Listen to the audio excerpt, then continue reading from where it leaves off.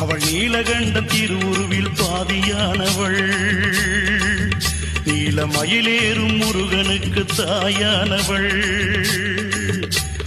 கலியுகத்தில் கண் கண்ட தாயானவள், அவள் கனகசபை மேல் நின்று ஆட்சி செய்பவள்.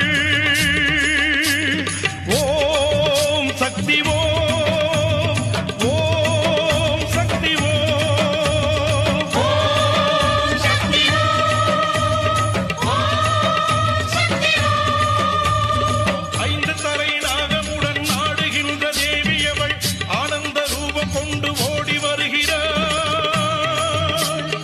ஆடிப்பூர திருநாளில்